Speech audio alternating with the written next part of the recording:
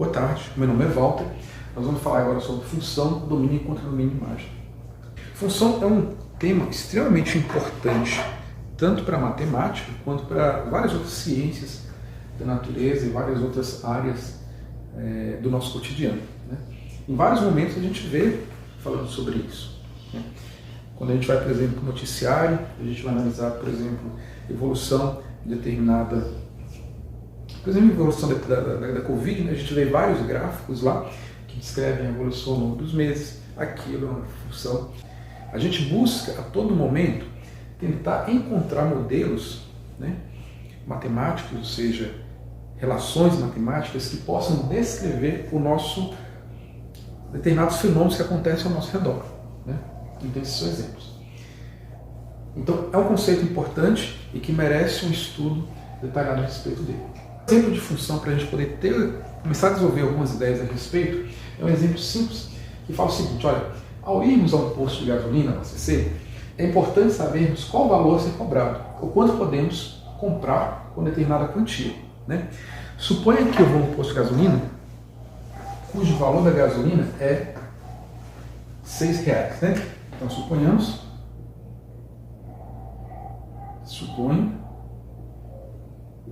que o valor por litro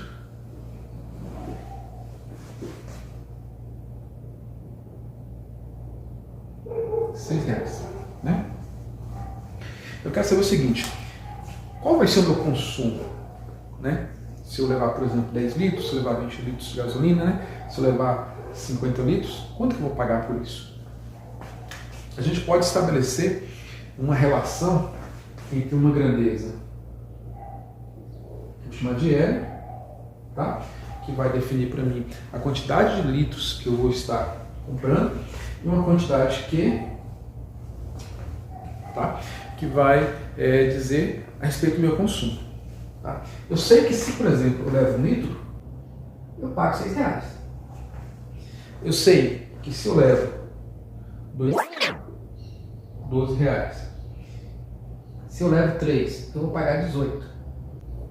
Mas se eu levo, por exemplo, um valor qualquer que eu vou chamar de X, né, o valor que eu vou pagar vai ser justamente quanto? 6 vezes X. Eu posso descrever essa relação aqui, né, por meio de uma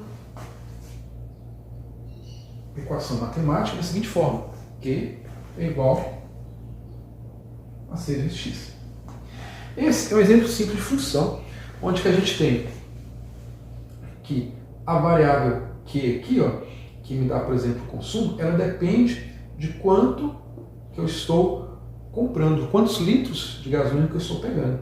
Então, por exemplo, se eu fosse encher o meu carro, né, e o meu carro tem um tanque com 50 litros, né? Por exemplo, essa equação me permite dizer que o meu consumo vai ser justamente 50 vezes 100, que vai ser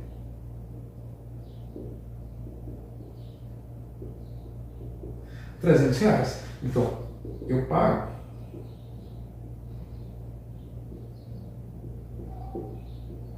R$300. Esses são exemplos de funções, e a gente vê que essas coisas são extremamente importantes e estão diretamente relacionadas com o nosso cotidiano. Então cabe a nós então definirmos uma maneira, tentar definirmos a função de uma maneira mais formal, de uma maneira mais matemática, tá? Então o que nós vamos tentar fazer vai ser definir função de um ponto de vista mais matemático, de um ponto de vista mais formal. Para isso, para fazer essa definição, nós vamos passar pelo conceito de produto cartesiano. Então nós vamos tentar explicar um pouco o que é o produto cartesiano e a partir daí a gente tentar chegar no conceito de função. Então, vamos falar agora então sobre o produto cartesiano. O que é produto cartesiano? A gente já definiu conjuntos, tá? Da intuitiva de conjunto, e aí entre esses conjuntos não vazios, a gente pode estabelecer um conjunto de pares ordenados, tá? Onde que cada um desses elementos do par ordenado aqui, ó, esse x, esse y, x pertence a um determinado conjunto, tá? E y pertence a um outro conjunto. Então, se eu quero definir um produto cartesiano entre A e B, eu posso relacionar isso ao par ordenado xy, tal que x pertence a A e y pertence a B. Isso que é a definição de produto cartesiano. Tá? Vamos fazer um exemplo só para a gente poder ter ideia do que está acontecendo. Tá? Como é que eu vou obter o produto cartesiano entre esses dois conjuntos aqui? Então são todos os pares ordenados, onde o primeiro aqui pertence ao conjunto A e o segundo pertence ao conjunto B. Tá? Então, como é que eu vou poder formar pares ordenados aqui? Eu posso pensar da seguinte forma. Olha,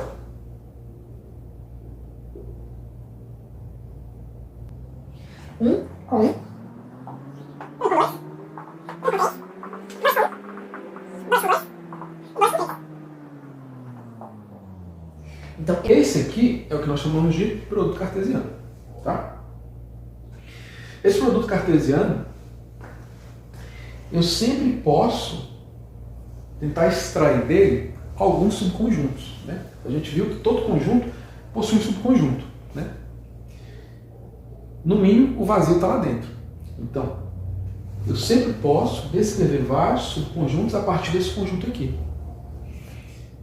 Por exemplo, imagine eu tenho esse conjunto aqui, 1, 1. Esse conjunto está contido aqui? Tá. Porque esse par ordenado aqui, o 1, pertence a esse conjunto maior, que é o A cartesiano B. Então, esse conjunto aqui está contido em A cartesiano B. Esse conjunto aqui também está contido em A cartesiano B. Esse conjunto está contido em A cartesiano B. Então eu poderia buscar aqui todos os subconjuntos que eu consigo formar a partir desse conjunto. Então a gente note que esse aqui é um número muito grande, né? Se eu fosse descrever todo ele aqui, então eu ia ocupar muito espaço. Então eu vou aqui definir apenas 3. Tá? Então esses 3 conjuntos aqui, que são subconjuntos de A cartesiano B, a gente pode definir cada um desses conjuntos como sendo uma relação. Então eu posso falar que esse aqui é uma relação de A cartesiano B. Eu posso falar que esse aqui é outra relação de A cartesiano B. Eu posso falar que esse aqui é outra relação de A cartesiano B, tá? E poderia ter várias outras aqui, tá?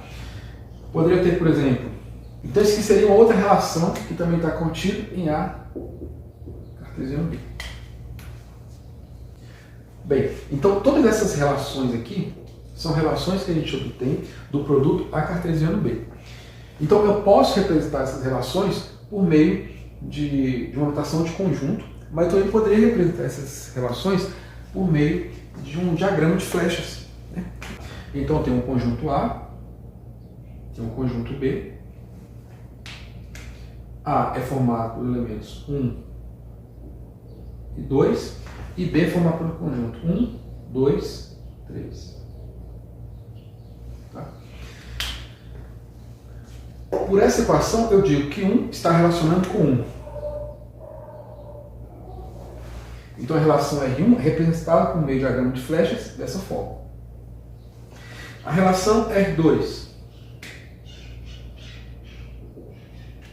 é representada por meio de diagrama de flechas da seguinte forma. 1, 2, 1, 2, 3.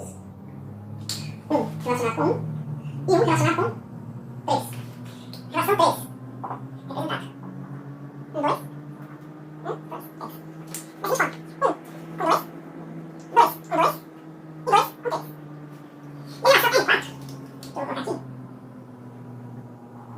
2, 1, 2, 3. Da seguinte forma. 1 com 1 e 2 com 2. Note que nessa representação de flechas eu posso definir algumas coisas aqui. Tá? Eu posso definir agora o conjunto A, eu posso dar um nome específico para ele. Eu posso dar um nome do conjunto A como sendo conjunto de partida. Eu tenho que nessa primeira relação eu relaciono apenas com 1. Nessa segunda relação eu tenho 1 se relacionando com 2 elementos diferentes, e um sobrando aqui. Nessa terceira relação eu tenho todos os elementos do conjunto de partida se relacionando com os elementos 2 e 3. Nessa quarta relação eu tenho todos os elementos do conjunto de partida se relacionando com 1, 2 e o 3 estando fora. Esse conjunto aqui, ó, tá? A gente pode chamar ele de conjunto de partida. E esse conjunto B nós podemos chamar ele de contradomínio. Bem, como nós vimos, então, nós definimos um conjunto cartesiano, um produto cartesiano. Dentro do produto cartesiano nós vimos que a gente pode separar alguns subconjuntos do produto cartesiano AB. Tá? Dentro desses subconjuntos, cada um desses subconjuntos de A cartesiano B forma uma relação. Correto? Essas relações podem ser representadas por diagramas de flecha, da seguinte forma. Nesses diagramas de flecha, nós podemos então definir esse conjunto A todo aqui, nós chamamos ele de conjunto de partida. O conjunto B, nós chamamos de contradomínio. Então, na relação R1, o conjunto de partida é o conjunto formado pelos elementos 1, 2. O contradomínio, 1, 2, 3. No entanto, nós podemos definir, tá, como sendo o domínio da relação R1, o conjunto formado por todos aqueles elementos que se relacionam com o elemento em B. Então, aqui quantos elementos estão ligados por meio de uma flecha ao conjunto B? Algum elemento do conjunto B? Apenas um. Então, esse conjunto formado apenas por 1 seria o meu domínio da relação R1. Na relação R2, quantos elementos em A estão relacionados com elementos em B? Apenas um. Se relaciona com 1 e com 3. Então, o conjunto formado por 1 seria o domínio da relação R2. Em R3, eu tenho 1 e 2 se relacionando com os conjuntos 2 e 3. Então, 1 e 2 seria o domínio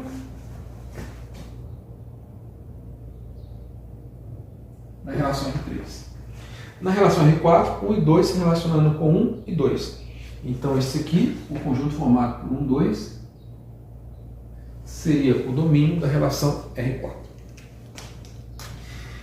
Então, aqui a gente estabeleceu conjunto de partida e contradomínio. Por aqueles elementos do conjunto de partida que estão se relacionando de alguma forma com elementos do conjunto B, esses elementos integram o domínio dessa relação. Correto? Já quando a gente analisa os elementos de B que estão relacionados com A, esse conjunto vai formar o conjunto imagem. Então, 1 vai ser imagem de 1. Então, para essa relação R1, 1 vai formar o conjunto imagem de R1.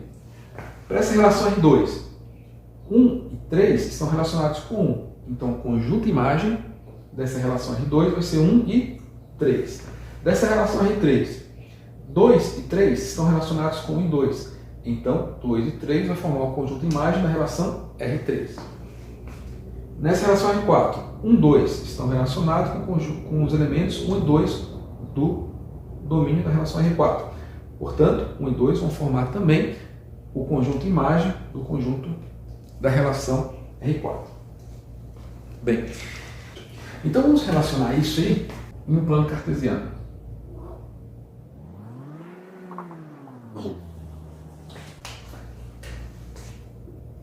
Em um plano cartesiano, o que a gente faz? A gente vai dizer que o par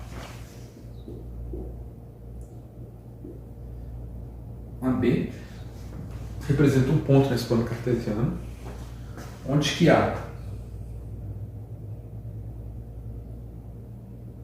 B chamado coordenada e A é abscissa do ponto. E aí, o A, que é a abscissa do ponto, a gente representa ele no eixo das abscissas, o eixo horizontal, x, né?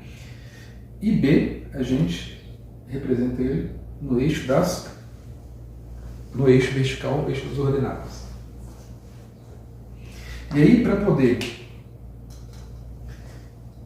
marcar um ponto, A seria o valor no eixo x, B no eixo y, e teria esse ponto aqui. Esse aqui é o ponto AB. Tá? Esse aqui seria o primeiro quadrante.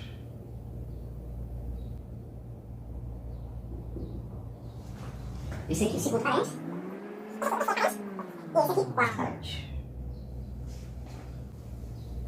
Aqui eu tenho valores positivos de x, então eu teria 1, 2, 3 e assim por diante. Aqui eu tenho valores negativos de x, menos 2 e assim por diante. Aqui eu tenho valores positivos de x, de y, 1, 2, 3 e assim por diante.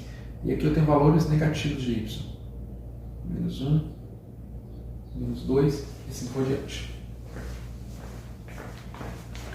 Então, eu tenho aí uma forma de representar essas relações nesse plano, seguindo essa convenção. Tá? Então, para a relação R1,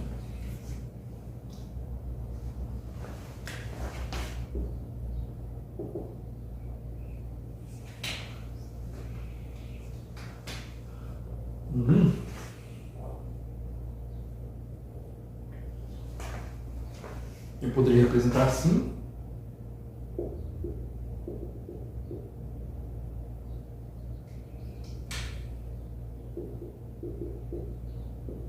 X, Y.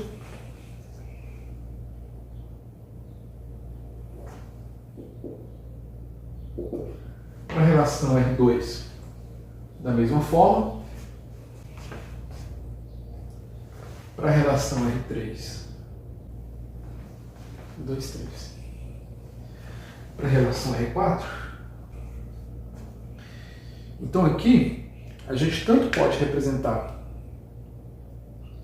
relações por meio de diagrama de flechas, a gente pode representar por meio de uma linguagem de conjuntos e a gente pode representar por meio do plano cartesiano.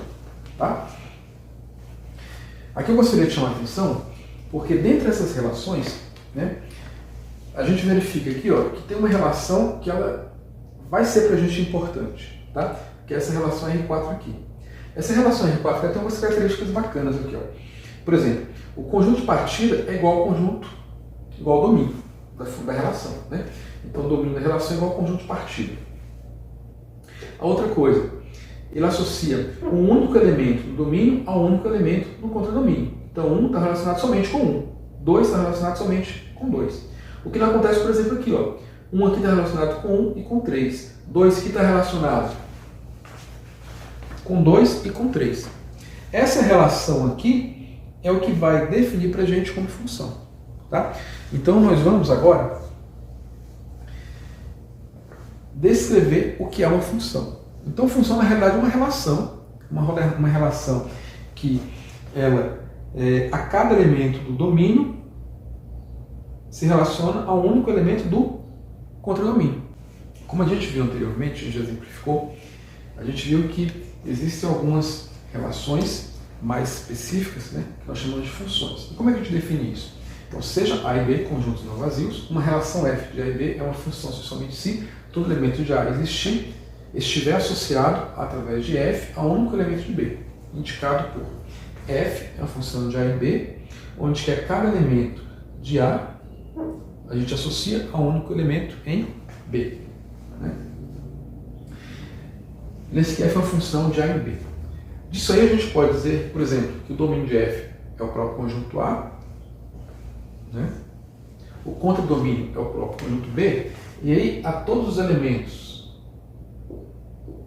de B que estão associados ao elemento de A por meio da relação F, né, por meio da função, nós vamos chamar ele de conjunto imagem, que é todo Y pertencente a B, tal que o par XY pertença à relação. Ou seja, tal que Y está relacionado com X por meio da relação que eu defini, a relação F. Então, esse é o conjunto imagem escrito de maneira formal. Vamos tentar entender isso aqui um pouco melhor por meio do exemplo. Né? Então, imagine que eu tenho uma função f de a em b, com a sendo definida da seguinte forma: menos 2, 0, 1, 3, e b, 0, 1, 2, 3, 4, 9, 10. Onde que f é uma função que vai do conjunto A até o conjunto B. E o que essa função faz?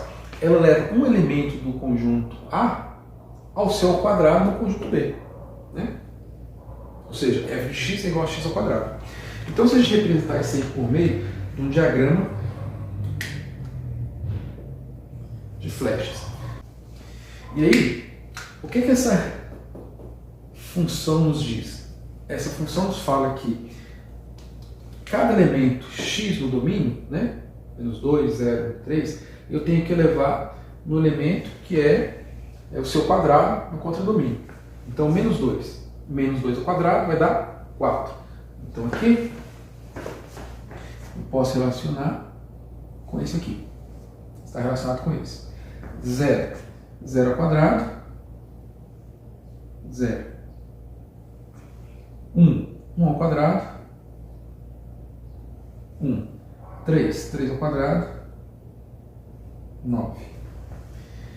Então, nessa relação aqui, a gente pode definir, por exemplo, quem vai ser o domínio dessa função aqui, né? O próprio conjunto A. Quem é o contradomínio de 10? Que é o conjunto imagem.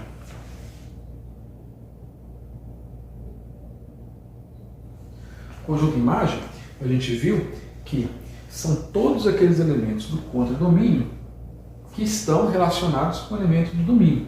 Quais são eles? 0 relacionado com 0, 1 relacionado com 1, 4 relacionado com menos 2, 9 relacionado com 3. 0, 1, 4 e 9. Então, representando conjuntos, né, por meio de conjuntos, eu consigo definir claramente quem é o domínio, quem é o contradomínio, quem é o conjunto imagem da minha função. Tá? Isso aqui eu posso representar também no plano cartesiano. Tá? Então, isso aqui seria a representação dessa função no plano cartesiano. Tá? Então, esse aqui vai me dar, por exemplo, o gráfico da função. Né? Então, o gráfico da função é o conjunto de todos os pares no plano cartesiano que obedecem à relação dada, né? Função dada. Então, esse aqui seria o gráfico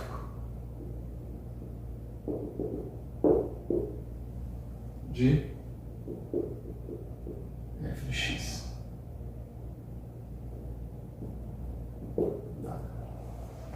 Então, esse aqui vai ser o gráfico da minha função.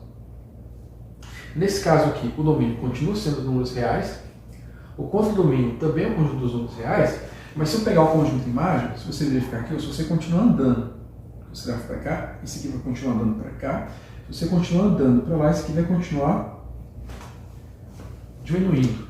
Então, você vai verificar que o conjunto imagem disso aqui vai ser